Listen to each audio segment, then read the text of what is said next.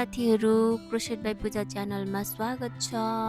आज पनि नयाँ भिडियो लिएर आएको छु। एकदमै सिम्पल सजिलो फ्लावर बनाउन सिकाउँछु। आज पर्पल कलरको होपलाई नर्मल धागो छ मसँग चाहिँ, र एउटा 2.00 mm को कुरुस छ मसँग चाहिँ। यति भए तपाईहरुले चाहिँ एकदमै मजाले बनाउन सक्नुहुन्छ यो फुल।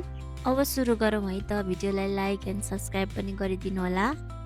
सुरुमा सिक्री बनाउने 3 वटा,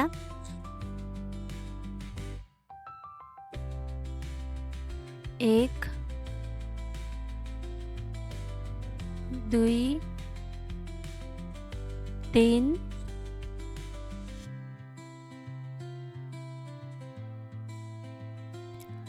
यो चाहिँ भयो हाम्रो चेन। अब 2 वटा स्टिचलाई छोडेर लास्टको स्टिचमा जुन सुरु गरेको चेन छ त्यहाँ चाहिँ लगेर हामीले डबल क्रोसेट गर्ने।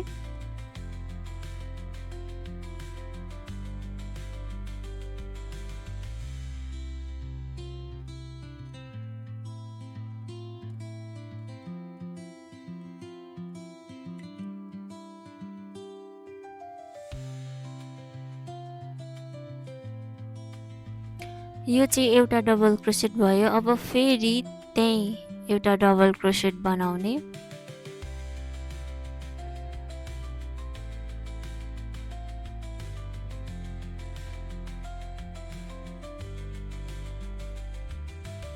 दुईवटा डबल क्रोसेट भयो। अब फेरि 2 वटा चेन बनाउने, 1, 2, र अब त्यही स्टिचमा लगेर स्लिप स्टिच गर्ने।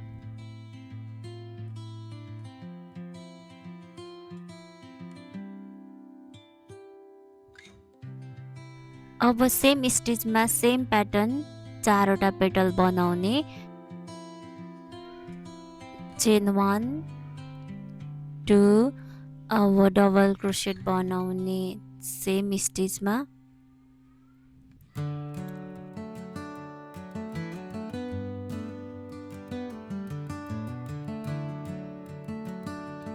एउटा डबल क्रोसेट भयो। फेरि अब एउटा बनाउने सेम स्टिचमा।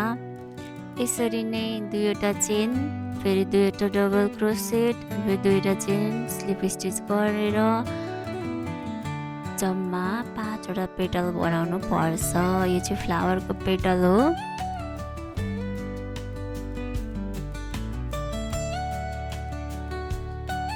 यस्तो देखिएको छ। यसलाई चाहिँ सार्दै बुन्नु पर्छ। सेम प्याटर्न रिपिट गर्ने।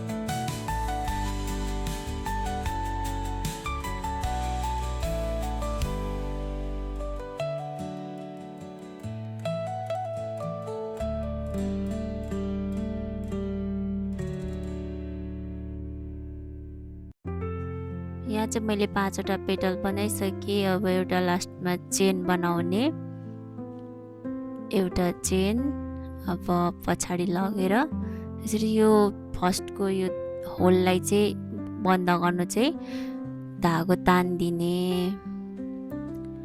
अनि यस्तो देखिन्छ, बन्द भएपछि अलिक राम्रो देखियो नि। यसरी मजाले कस्ने र धागोलाई चाहिँ काटिदिने। अब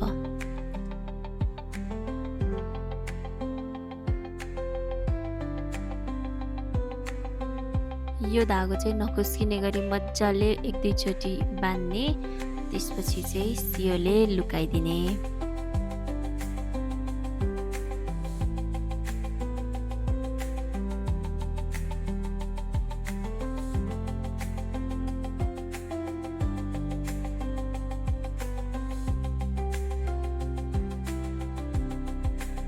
यो फुल चाहिँ एकदमै सजिलो र लाभर, चिम्टी, हेडवेनहरूमा पनि एकदमै राम्रो देख्छ।